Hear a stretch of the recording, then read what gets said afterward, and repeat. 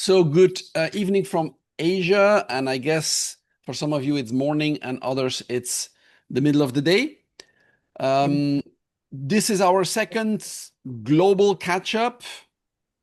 I think people appreciated the first one, so we try to continue. And I will ask you at the end, like I did last time, what we can do differently, better to make sure that these meetings are useful for you, because that's the idea.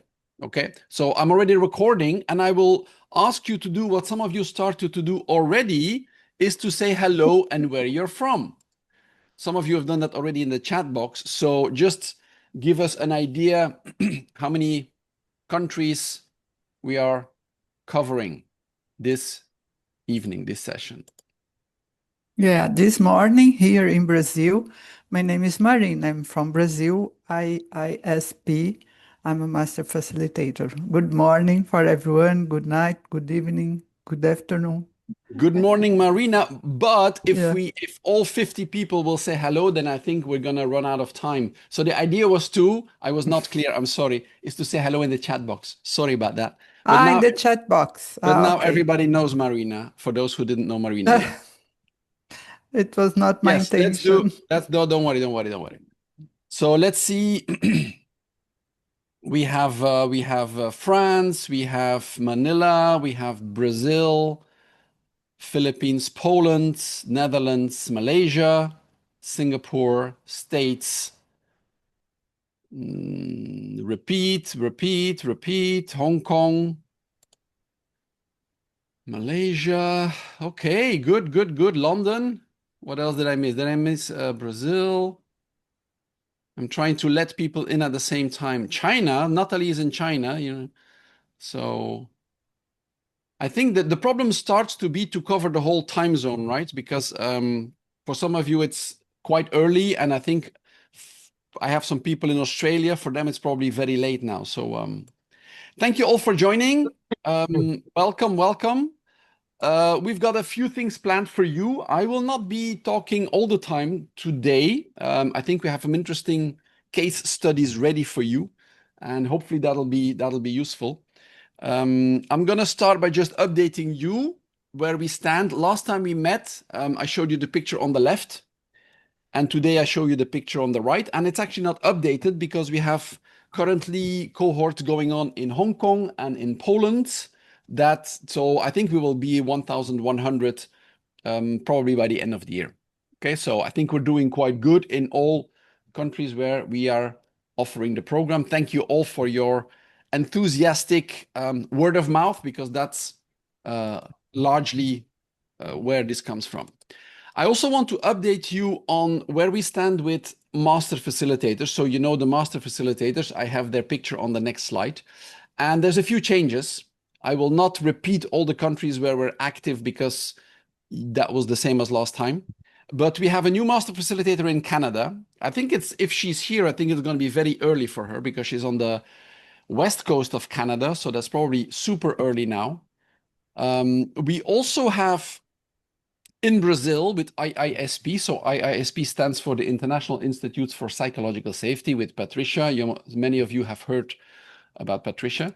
But Patricia is expanding her scope. And in fact, she will not just cover Brazil, which is Portuguese based, but also South America in Spanish and the United States. So basically everything except for Canada on the left part of the screen will be covered by Patricia and her team. And then another update is that we have also two new names or faces in Asia. Monica from Hong Kong has brought on two partners to offer the program in Cantonese and Mandarin to be able to cover Taiwan and China, mainland China, in addition to Hong Kong. So pretty excited about those changes. Pretty excited. I'm going to try to unmute. Please mute yourself. Yes, hang on. Where do I do that? Mute all. Okay, sorry about that. I'm going to have to mute you. So that's the latest changes. And to be very honest, there's a few more that I'm working on at the moment. But I think it's a nice a nice evolution. And this is the updated picture of our master facilitators I let you discover. So I created these groups here. So Patricia works with Tata and Marina and Nea for Brazil, South America in Spanish, and the United States. And then we have Monica, who will work with Venus and Leona for Hong Kong, mainland China, and Taiwan. Okay, and I think for the rest, there is the familiar faces that you've known before. So I just wanted to update you that we keep on expanding, and I'm pretty happy with how this is going. Oh, and I should have shown Lanan. Lanan is from Canada. So she is based in Vancouver. Not sure if she's here. She's based in Vancouver, and she's the brand new master facilitator for Canada. Okay. So with that said, I'm going to give the microphone to somebody else. I'm going to give the microphone to Natalia. So get ready, Natalia. So today we're going to have 3 case studies. And what I like is they're all very different. Natalia will talk about one team, well, kind of 2 teams, but one team that they kind of worked with together. Then Simone will talk about many, many teams. And then later on, Tina and Migi will talk about the TPS for leader assessment. So all different natures of applications. Okay, so I'm going to introduce you Natalia Kirilova, who is based in Serbia, and she will share what she did with the teams she worked with. What I suggest is that we let Natalia share what she has prepared. If you have questions, you can put them in the chat, and then once she comes at the end of what she has prepared, we can then ask a few questions based on what I see in the chat box. Is that good? Clear for everybody? Natalia, are you there? Can you unmute yourself? Yes, yes, All yes. right. Hello, guys. Hello. So I'm going to stop sharing, and now it's your turn, okay? Okay. So here is my presentation, and I will. Okay. So hello, guys, and that's actually a big, big. I don't know, present for me to be here with you today. And actually, when I was going to the office where I have the better internet than at home, it turned out that they have, this evacuation studies. And I was thinking, oh my God, what will happen if I will not be on time? But everything, is okay now. You can see I'm in the office. So everyone learned how to evacuate in case. So. Okay. The topic is, which I want to share with you today, is psychological safety in international team working remote, how they reuse knowledge further. And I want to tell a few words about myself. Here also I used the QR code for WhatsApp. In case you want to reach me out, please do it. So, my name is Natalia. I'm 38 years old, married. I'm an ICF coach. I'm skipper. I can take a boat with sails, the sailing boat, and I can sail, well, not all over the world, but I usually sail in Turkey, in Montenegro, and also I want to explore Seychelles in the next months. I graduated Oriental Studies in St. Petersburg State University in 2010 in Russia. And more than 10 years now, I'm working in an international fintech company on leading positions. That means that I'm working with the teams, actually, literally from all over the world, starting from Russian teams, then usually it is the team from Southeast Asia and to Latin America. I'm located in Belgrade, Serbia, where is the headquarters of our company. I can speak Russian. Well, it's obvious as I'm Russian. I can speak English. I can speak Thai since I graduated Oriental Studies. And I can speak Serbian since I live in Serbia right now. Just a few words about myself. Okay, let's jump into the case. First of all, a bit of context. So I'm the leader of a few teams which are working remotely. So we don't see each other offline quite often. And these teams are working with partners. It's B2B sector. And these teams work from Southeast Asia, Africa, Latin America, Europe. And at some point, what we faced, first of all, well, again, it's obvious, but still it's important to mention, it's different cultural context. Then, again, it's obvious, but it's literally important about different religion. Because, for example, usually, in these quiz games, which country is the most populated country where the Islamic religion is, and usually people fail, but it's Indonesia. Well, I hope I don't fail. So yeah, so Indonesia is the biggest Muslim country. So then, different approach to leadership.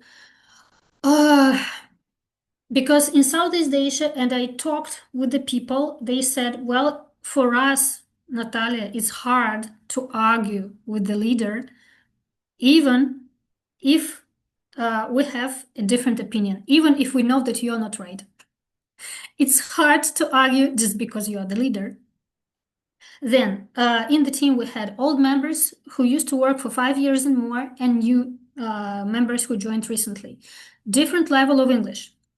For all the people, English was the only language we communicate, and we communicate totally different. We even hired, for some guys, we hired special private teachers to raise the level of their English. So it's different. And I put it the last, but I guess this is the most important thing, that starting from the point of where we started before, like half a year ago, there was a huge amount of exits. Like there was a company policy, we started to cut the costs, and we fired a lot of people, and good people, and good working people. But it was, needed. So this is the context. Let's move on to see what we did. So first of all, thanks a lot to Irina, one of IC leaders in the psychological safety. On the previous picture that Peter shared, we started to work with her, and we started with the measuring. So we measured the team, an average of the psychological safety, what we found out. So, and what we saw, that on a scale from 1 to 7, like we see the measurement was about like 5.93, and the standard deviation was 101. Pretty much okay. Not like some crucial stuff. Let's move on. What is inside? Inside, the green part is about what is the team superpower of the team, let's say so. So superpower of the team is embracing diversity. I think that one of the important things why it is so, it's because many of the people who work in this department, they used to start to work as a customer support people. And it means that they have a lot of empathy inside. And that's why embracing diversity is a kind of, some value that they have inside as people, like that's just working like this. And on the other side, you can see dealing with issues, the red ones, the red zone, the zone where we wanted to focus in, where we wanted to work on. Why is it so? For me, as I was watching this team, as I was working with this team, also a lot of small things, tiny things, they appeared. So, for example, dealing with issues, again, for some cultural context, it was super important not to show vulnerability, not to show that I cannot do something, not to show that I can ask for help. That's why dealing with issues is about something like, if I would say so, people may, not because people are bad, just because it's a habit. It's a tiny remark here. So if we jump in, the 4 main things we looked into dealing with issues, so you can see here on the presentation, the measurement, reaction to mistakes, actually, again, I will move later and tell you also why. I can tell you now. So One of the important things is that in this team, I was not the direct leader. There was a team leader, and when you work on psychological safety, it's a lot about leader, like a lot. And on this stage where we measured this team, the leader was not quite sure, maybe in some his reactions, in some his dealing with issues and reacting to mistakes. I would say he was very, very tough to himself. So that's why maybe he was more tough to other people. And I will tell you what happened later. So taking risks again, well, it's better than dealing with issues, but still it's a point where it's better to see. And appreciation again, I would say when it's hard for you to appreciate what you did yourself, it's pretty hard to share this appreciation to other people. It's just some psychological things. You don't notice what you did good, and it's hard to notice what others also did good. Okay, what we did online. So since we measured this thing, we started to work on the cases, on the special issues, and we approached from different directions. So the first direction is a group direction, like I call it. So 2 times in a month, there was a kind of coaching session for the team with elements of studying. What I mean, coaching session was not about job, first of all. Usually it was not about job. You could bring anything. So for example, there is maybe some case, some issue, something that you are not happy with, you want to change it.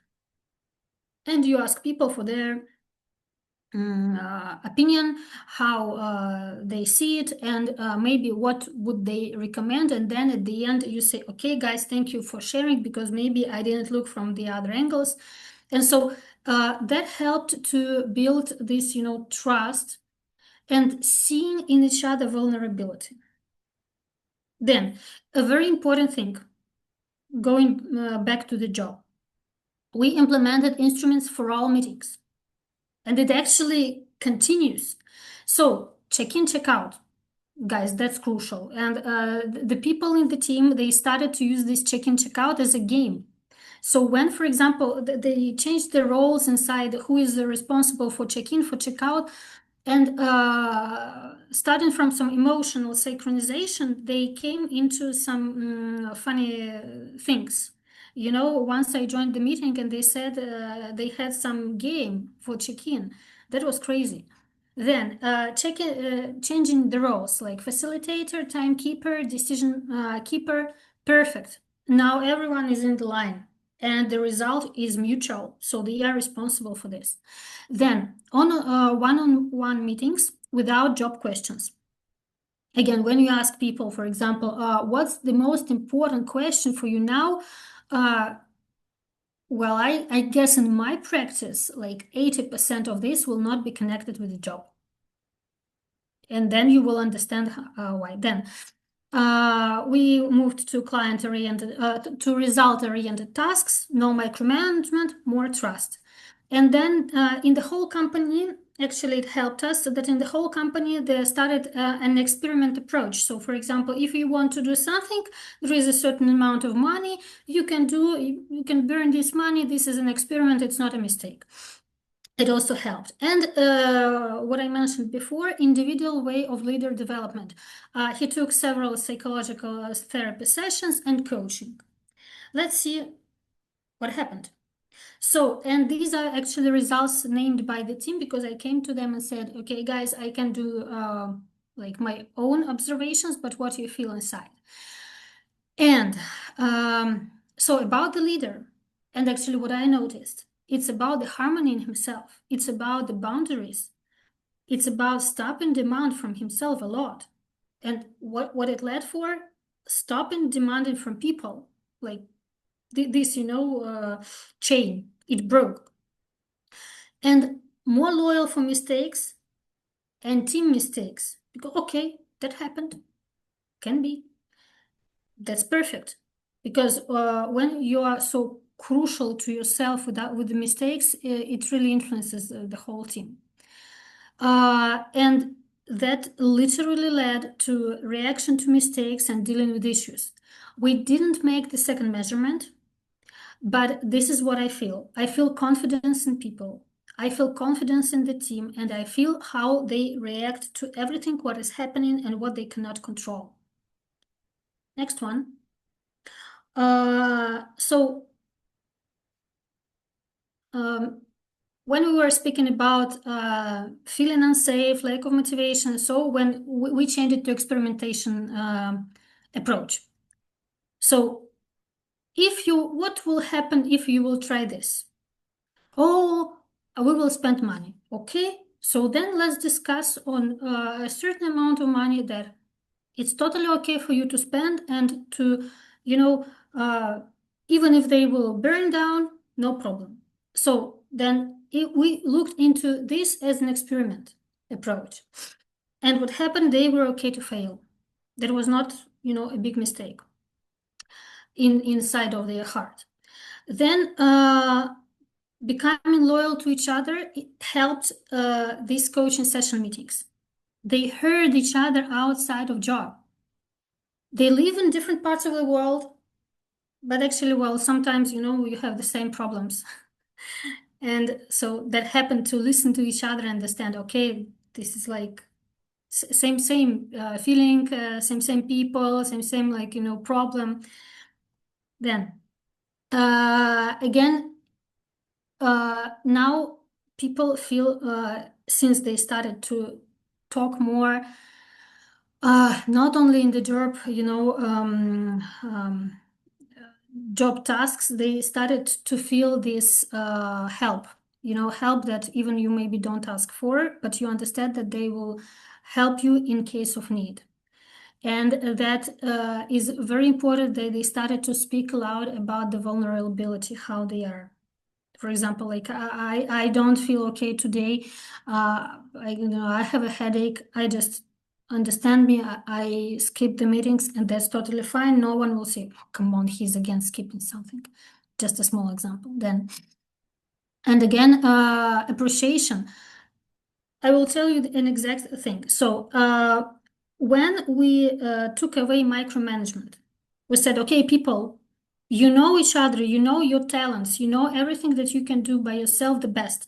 And they gathered and said, okay, we will make, for new coming people, we will make onboarding by ourselves. And they invented new roles in their team who took responsibility for onboarding people. Guys, this is the best onboarding team in the whole company because they took it by themselves. No one told this is the task. They said, we want to do it. That's it. They are the best. And I want to finish this speech with a quote from the girl from the Philippines. And, well, I would like to read it aloud also. I don't have a before and after story, but I can clearly see the difference when I compare my team to those without psychological safety.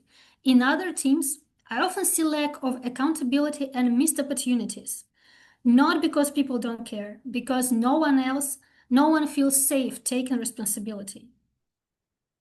And actually, I really appreciate it because this is what people say. And I think this is the most important. Thank you for your attention.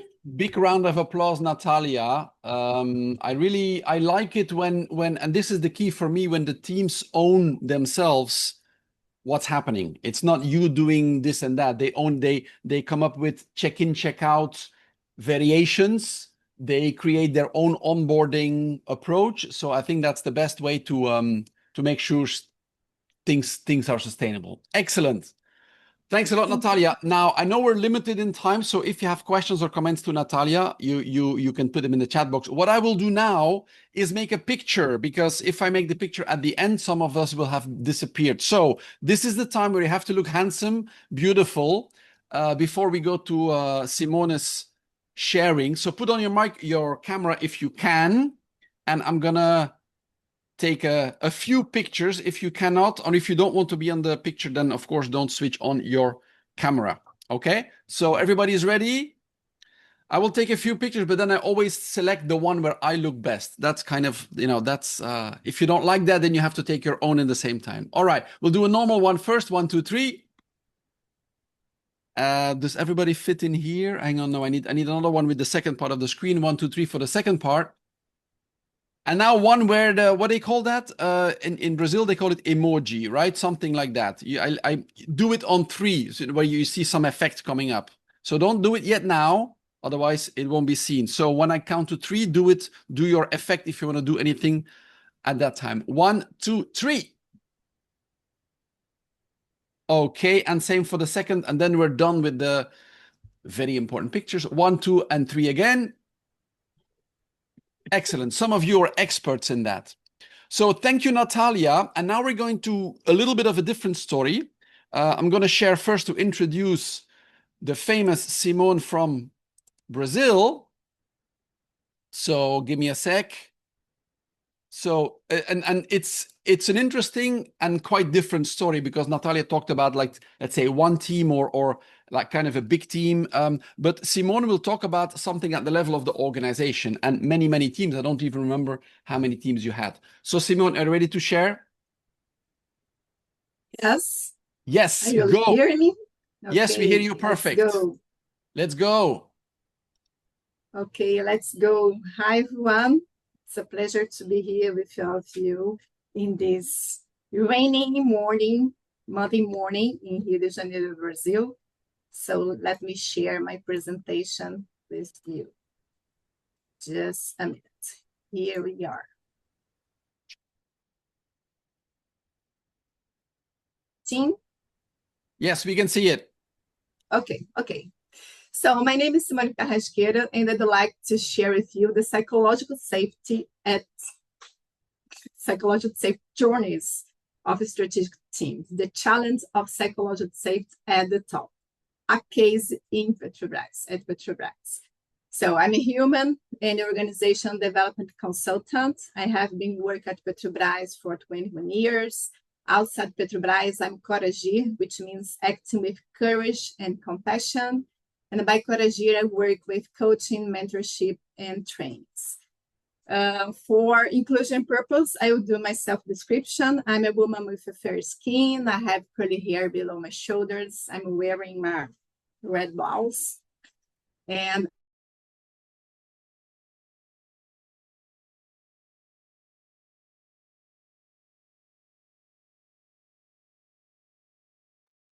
Simone, I think you're frozen a little bit. So let's hope she comes back. So as soon as she starts to move, she can continue. I think she was talking about her hair and her red blouse, and then everything stopped. Are you back, Simone? She looks really frozen. What is the official rule? How long do we wait? Oh, I think she left the. No, there she is. Simone, can you look at that? She's plugging something in. Unmute yourself and try to talk again, Simone. Yes, hello. You have to unmute yourself. hello, I'm here. Yes. Okay. Are you hearing me? So let's go. Yes, we can. Move again. So people, just a minute.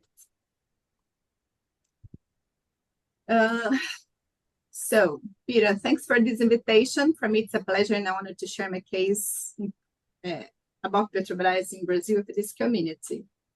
So for sharing the case, Petrobras, I suppose it's going to be useful to you know a little bit about Petrobras. Petrobras is a state-owned company and the largest company in Brazil. It has been operating the energy sector for over 70 years in an integrated manner. It's present in 18 of 26 states in Brazil. It is huge in numbers. We have 80 directorates plus presidency, as you can see in these blue boxes, and 8 executive managements. This journey was designed for the team management committees for all of these positions.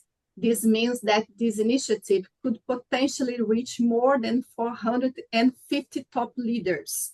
It's a cultural transformation, huge cultural transformation in progress, as people say, that's happening one team at a time. And I'd like to tell a little bit about some of my lessons learned conducting this psychological safety journey. And I think on my main lessons, from the beginning, I realized that this movement wouldn't be possible before preparing the landing for it. So as Petrobras employee, I moved myself to climate, cultural, and organizational area to be better positioned for promoting this initiative. And together with my colleagues from different areas, we started strategic actions which required efforts at multiple levels. So which initiatives I'm talking about? At the end of 2023, we reviewed our organizational values. And I can say that psychological safety is present in each one of them, directly or indirectly. Care for people, integrity, sustainability, innovation, and commitment to Petrobras and the country. Psychological safety is also present in our policy, diversity, equity, and inclusion policy, when we affirm the importance of providing an environment of trust and active listening, ensuring a context of psychological safety. Value psychological safety is our work environment, is the first commitment at Petrobras well-being program. Actually, we have a new organizational competence, which includes psychological safety as a criteria to analyze our behavior. So, for example, we have as competence leading with humanity, valuing difference, collaboration, communication, and so on. The psychological safety is also the basis for Petrobras program against sexual and workplace violence. And finally, we have also the principle of human factors through we're talking about confidence, learning by mistakes, and how to promote health and safety in operational areas. These organization initiatives and projects were already underway. I would say that perhaps the key was to look at them closely, leverage these initiatives, and build a narrative that connects all of these movements as a part of the same intention. With this, we create identity, consistency, and a story that engaged people around the same direction. So, with this environment prepared, we started a series of development actions. And psychological safety journeys for strategic teams is the solution made for the top leaders. It's very important in a large and a complex company as Petrobras to sustain the psychological safety, making a top-down movement. And here we have the objectives of this journey: promote continuous learning by high performance, develop a safe and healthy environment with integrated actions, leverage readiness for change. Note that none of them refer directly to psychological safety, because psychological safety is not the target in itself, but the crucial requirement for achieving all these objectives. Here we have some numbers about this journey. Up to this moment, we have worked with 13 teams. This is the number, Peter. Reaching around 80 leaders. We promoted around 29 meetings. In our satisfaction research, we achieved 4.73 points in a scale that goes until 5. And we will start 2 new journeys within the end of this year. So consider that we have 8 directorates plus presidency and around 6 executive managers. I would say that this journey is just beginning. My second lesson is data makes a difference, makes all difference. It's always revealing and meaningful when we give feedback on the TPS assessment. These graphics help us a lot. Many of clients are engineers in my case, and all of them are top leaders. People with concrete mindsets driven by numbers. This assessment gives them something through they can recognize themselves and measure their results. And this brings us to the third lesson, which is each team is a team. We need to be patient, persistent, and resilience for making the movement each team at a time. It's very important to consider each team as an individual system, even if these teams are part of the same culture. And here we have some heat maps. Sorry, because they are in Portuguese, but we can go step by step. As you may know, in the green zone, we have the behaviors in which the teams are already developed, and they represent their strengths. In the red zone, behaviors that are still development and require more attention. Here we have results of different teams, which came from different areas. It means they are not pairs, they're not in the same structure. So we have here, for example, reacting to mistakes is a strength to the first team, and in the red or orange zone to the second team. On the other hand, appreciation appears in the red zone in the first team, but definitely is the strength, the main strength to the second one. And you could say, okay, Simone, it happens because Petrobras or the company, it's likely that this will happen with teams from such different areas. Okay, so let's see here. Here we have 2 more teams in the same structure. This means that these teams are pairs. They are linked to the same top leader, okay? For the first team, mutual support and reaction to mistakes are strengths. While to the second team, these are located in the red zone. So these behaviors require attention and probably more efforts. Again, same company, same structure, pair teams, each team at a time. Each team is a team. Another important lesson is the best investment is connection. What is important to the team makes each change its opportunity to listen to each other.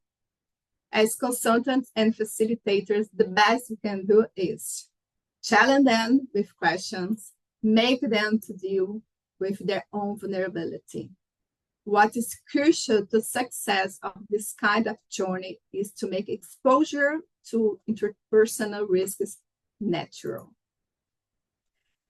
Design your intervention processes, allow time for people to deal with their own subjectivity, emotions, feelings, and even physical sensations and needs. Nonviolent communications at its core. Organizations are already full of rationality. We need to help them to develop their emotional intelligence. And I really like to start this process with appreciation. Appreciation open doors, build bridges for creating a safe environment for the team to have the conversations they need to have. Every conversation is a seed. Every time they have the opportunity to listen to each other, something changes. It may be something very subtle, and we as consultants need to pay attention to that. We need to be fully present in what is happening in front of us. And from a point of view, more than our knowledge, we need to offer our wisdom, our presence, and our attention. And when they have enough confidence in the process, I often invite them to play games related to their goals as a team. In general, these moments are a lot of fun and give them a broader awareness of the underlying patterns. It's really enjoyable to make your work seriously fun. I have a lot of fun and I really like these moments. So finally, the last lesson that I'd like to share with you is structure and flow is an unbeatable combination. At least for me, at least for a large company at Petrobras. So it means that I place this initiative within a PMO structure with schedule, stage, and management. And at the same time, I use different types of methodologies to support the team development within flexibility, presence, and meaning. So I use, for example, think environment, liberated structures, no-violent communication, a lot. I use it a lot all the time. Theory U, art of hosting, anthroposophy, I'm an anthroposophical consultant, and so on. And soon, I also action learning, because I'm currently under the Go Action Learning certification and would like to become a trainer in this methodology in the future. So here we have some recent photos taken the last month with some teams. Fortunately, here we have everybody laughing and shining. And I'd like to end my presentation by quoting Otto Scharmer, being certain it's not the same as having confidence. So as consultants, we don't have all the answer, but each team invites us to make our own discoveries. I often say that the person who learns the most on each journey is probably me. So guys, choose confidence over certainty when delving into your experience. And thank you for attention. Here you can find my contact details and my social media profiles. I'd love to know how these reflections reach you. Very impressive, Simone, and I was not expecting anything less from you. First of all, thank you for taking pictures where the people smile. That's appreciated. It would have been a bit different if everybody was looking stressed. But this is an example of, Petrobras is a huge company, and sometimes people ask me, how do I get started? And well, it takes a while, of course. What Simone explained, it's 2 years now, right? Or a little bit more even that you started. But yeah. And thank you, Peter, for all your support, because you definitely. Yeah, once in a while, Simone sends me an urgent request for a report. That's okay. I know it's for a good purpose. But you see where they are now after 2 years, right? So many, 18 plus teams and more than 400 people that have been connected. That's for me how you change a culture, one team at a time. So big round of applause for Simone. Feel free to make your comments or questions in the chat box. But I'm going to go to the last. My God, time flies when you're having fun, right? Because I'm going to go now back just for 1 minute, literally to my presentation, and then I will stop sharing again, because we're going to talk about something a little bit different that is very new, but all of a sudden has gone off very fast. So last time when we talked, I talked to you about the new assessment I have developed called Team Psychological Safety Leader Assessment. It's a self-assessment by the leader and then assessment by their team members. This is going to be very quick, okay? So I propose 3 dimensions along which a team leader impacts TPS in their team, and I call it role modeling, I call it supportive responding, and I call it team enabling. And so I have created a survey and then a report. There is a sample report available in a number of languages now. You can get it if you want. So it's a report of 10 pages that is for the leader only, not for their team, for the leader to show him or her how, of course, self-assessment, but then the assessment of the members of the team on the 3 dimensions, okay? And last time when I introduced this, there was a question about what about before and after? And yes, also for the TPS for leader assessment, I have the before and after comparison. Now, this is brand new because I've never even used it, because all this is very new. But the exciting thing, when I shared this with you 3 months ago, I said that we have created something new. And I think at the time I had done about 10 different test reports. And things have changed a little bit, because right now, and this is going to be the next case study, we have 500 reports in the Philippines. We have more than 30 reports in Poland, and 10 reports in some other countries. And the picture here is me in the Netherlands, let's say 3 weeks ago, because for the first time I talked in public about this new assessment. And I think it was quite well appreciated by everybody. So I think this is going to be an interesting tool for all of us. And I'm going to give the microphone and the platform to Tina and Miggy from the Philippines, because they are right in the middle of a huge project that uses this TPS for leader. Okay, so without further ado, I will stop sharing. Tina, Miggy, are you there? We're here. Yes, we are here. Good evening, everyone. Good evening from Manila, at least. Peter, I need permission to share. Just done. Thank you. All right. I hope you are seeing my screen, so I will share in behalf of myself and Miggy. Wonderful. So again, good evening, everyone from Manila. Hello. And we will do this as fast as we can. And we're here to share with you the start of the new story for our client, which is in the fintech company, or rather fintech industry. And I'm laughing here because number one, I think, Peter, I got overly excited by your leaders assessment the very first time I saw it. And so here we are, just 2-3 months after.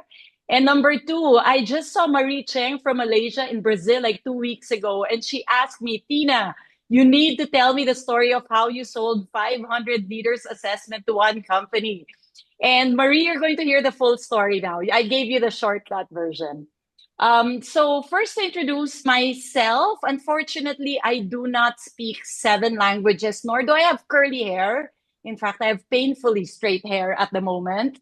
But I am myself, together with Miggy, who will speak and share his side of the story later on. We're both partners and senior consultants of a company called Management Strategies. I'm also the TPS Master Facilitator in the Philippines, and Miggy was part of my first cohort. So he is a TPS certified practitioner. And while we are sharing the story to you today, I believe we would represent most, if not all, of the Filipinos in the room today who have been part of the past work with this client and current and future work for this client as well. So I just wanted to share with you the journey with this client actually didn't just start right now. And so I was telling Marie Cheng that we didn't sell it to a brand new client. We obviously already had a trust basis. But the journey started in 2022 when our client wanted to focus on culture. Being in the fintech industry, and as you can imagine, it boomed during the pandemic, they found themselves in a position of hyper growth. And in fact, they had become one of the largest fintech unicorns in the country. To keep their growth sustainable, they made it a strategic priority to focus on culture. And so we created several culture building programs for them, including this program that we call Uplifting Leadership. And the core program is in fact grounded on psychological safety. We did not yet call it Team Psychological Safety then. I did not yet attend this workshop of Peter then, right? And it was supported by several enabling programs grounded on the four stages of Team Psychological Safety by Timothy Clark. I believe Leo Castillo is in this room right now, and he actually had a very big hand in helping develop this Uplifting Leadership 1.0, right? Now, here is the sad part. Unfortunately, we did not get the results we aimed for. And one of the main measurements of the client is their engagement scores. And we did note that through time, we were experiencing some decline, right? And this is despite the fact that we've run all of these leadership programs. And so as the client was doing their best to identify what the root cause was, they were looking at data, they were speaking to a lot of their employees and their leaders. They came up with a problem statement, or rather a how might we question, to address what they thought was the real problem. And this is what they came up with. How might we cultivate leadership that consistently models respect, fairness, accountability, and care, so employees feel safe, empowered, and recognized for their contributions? Now, it all sounds great and amazing, although you can imagine, now being a master facilitator for TPS, my immediate reaction is, yes, I agree. Leadership is certainly could be part of, or large part of, the problem. However, and I heard the same words being said earlier by Simone and Peter, it's sometimes we need to shift our focus on the teams, right? Because teams, and I'm pulling out this slide. This came from our certification program. This is Peter's slide. Teams are the key unit for developing engagement, not necessarily the individual or the organization. And so what I tried to do was actually convince the client to shift the focus from leadership development to team engagement instead, and focus on culture building at the team level, right? I think I'm speaking to the choir here. We probably all believe in that as well. However, I have to confess, I was I was not very successful in convincing the CHRO. Because, and again, this is one of our slides in the certification program, as we know, a lot of weight to this day is really placed on individual development rather than team development. And I do have to admit, it's very difficult to shift that, at least based on my experience in the Philippines with our clients. I hope some of you have had better experience. And so we had to start from where they were at, right? We cannot force the issue. And so we did agree to the leadership development. However, what we made sure happen is that we focus instead on the model, specifically the foundations, where we also say that the leader behavior, which is one of the 5 foundations, that the leader behavior is the most important foundation, which then justified why we are focusing on the leaders. So there were also a few other key messages and design principles that we put into the whole equation. Number 1 is shifting the idea of managing culture at an organizational and individual level to managing culture at a team level. So even if we were working with leaders, this is a key message that we wanted to deliver. Second is from engagement as the responsibility of HR and senior leaders, which is to a certain extent what they were believing in. It's now the engagement is the core responsibility of the team leader, right? Third, from organization level measurements, we shifted to team leader assessments. And hopefully in the future, just like Simone, Simone, I loved your presentation because that's my dream project. That's actually exactly what I wanted to do for this client. So I hope in the future we will shift to team level assessments. From just learning sessions to peer learning and system changes. And finally, from simply talking about the why and the what of TPS, focus on the how of TPS. Make it really, really practical. Okay. And so this is so from the initial work that we did for them from 3 years ago, this is what we're doing from them between this year and next year. This is now, this is now Uplifting Leadership 2.0, which aims to develop authentic leaders who inspire growth and sustainable performance through care and candor.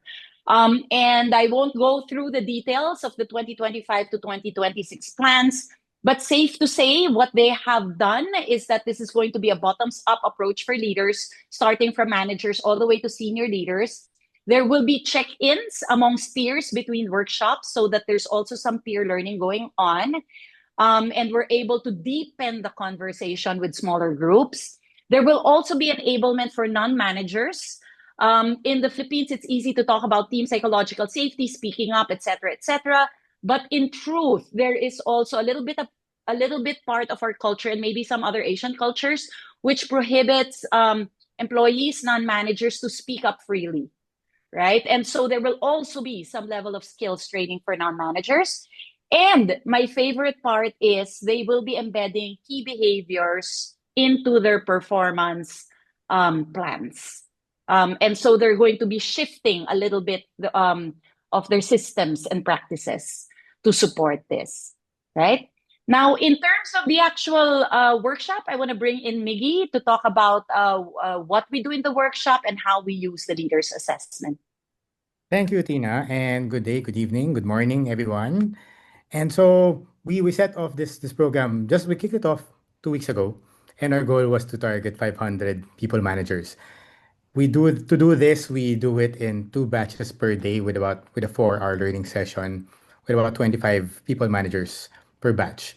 Proud to say that as of today, we have had completed 338 out of 500 reports. And if you go to the next slide, Tina, we we've used this assessment with over 300 leaders. And Peter, I want to share with you that each time I'm in front of the participants and I tell them that, look at all your reports, read them, and see this guy on the picture. He's the one who's creating all of those reports for you. And their jaws just drop to the floor because one person creating all of these assessments and reports for them is just mind blowing for everyone. So thank you for doing that. And in this assessment, what we've done is, hold on, my internet's unstable, so I'm gonna walk outside while doing this presentation. It's that they see, and for the first time in this group, they understand and they see the results that are given, the gift given to them by their team members. And we also highlight Peter's three dimensions here: role modeling, supportive responding, and team enabling. So in terms of objectives, what did the session aim to achieve? Two things, and we split it up in two ways.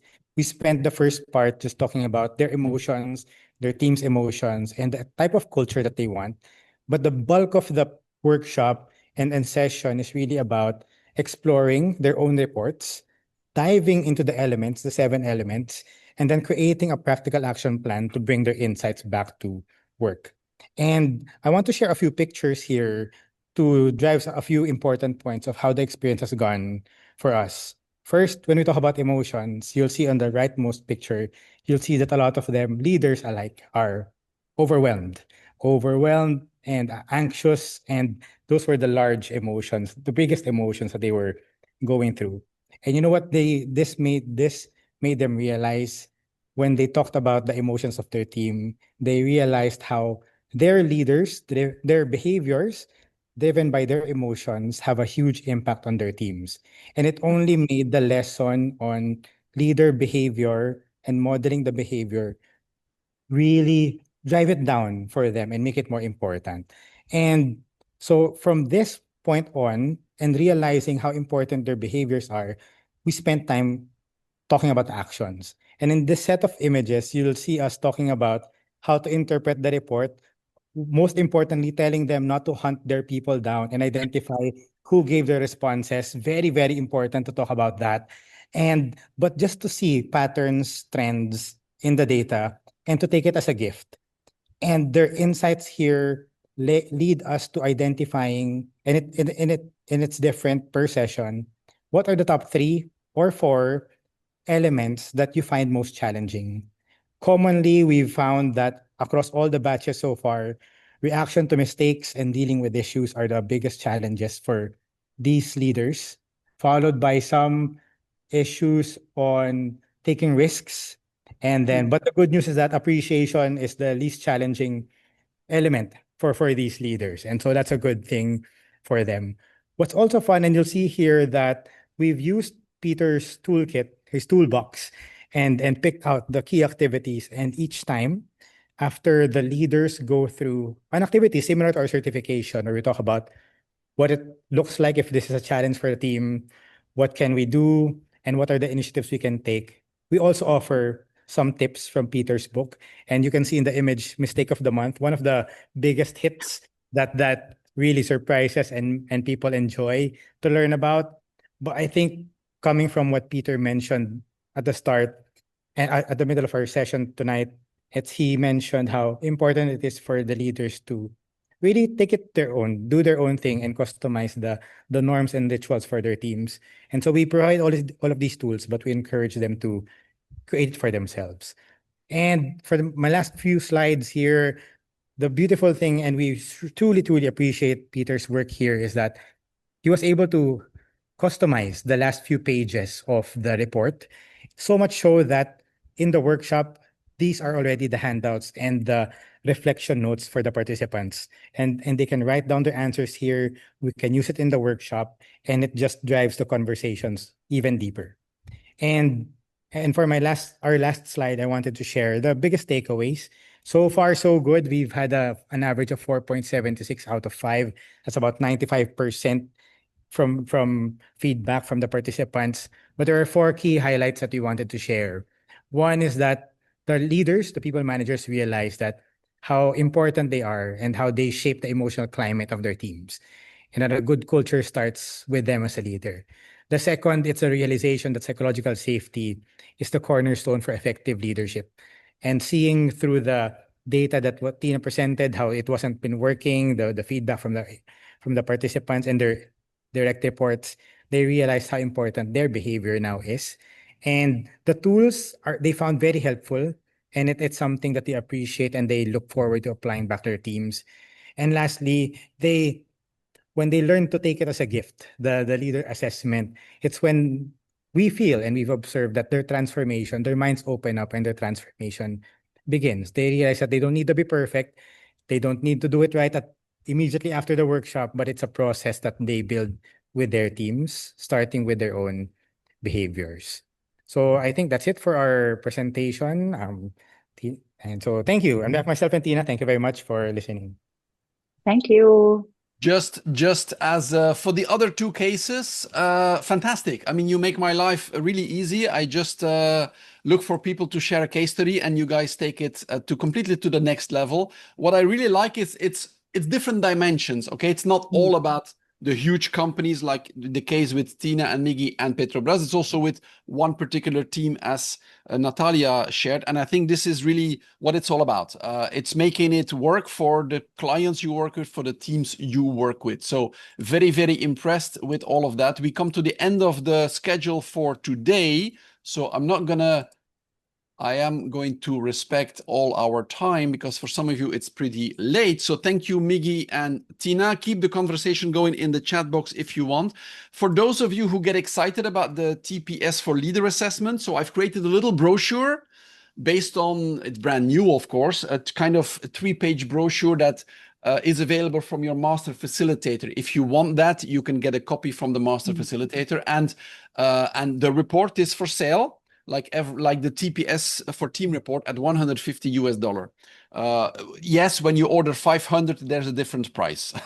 Otherwise, I would be able to retire tomorrow. So, but thank you for your sharing. I'm gonna wrap it up here. And what is a surprise, because none of them know it, but as a token of my appreciation, people who share a case study in this quarterly event will get 1 report for free. Okay, so it's a $150 value. You can pick TPS for team, you can pick TPS for leader. That also goes for the people who shared 3 months ago. So from now on, if you share your case study, you will be rewarded with a $150, not a $150, with a free report. Simone, you had a question or not? No, okay. I thought you had. No, it's automatic. I don't know what's happening here. Okay, no problem. So with that, I wanna, because maybe next time we'll see if we do 1 hour or we try to go a little bit longer, but I don't want to keep more of your time. Thank you all for being here. Thank you all for your questions and comments. And I will leave the Zoom open a little bit because maybe some of you are still typing. So don't worry, I will not cut out the Zoom. I will also record all the chat, and I will, like last time, put this on a YouTube link in case you want to review it, or for those people who have not been able to join. And see you again normally in 3 months from today. Take care, everybody, and we'll have more updates at that point in the future.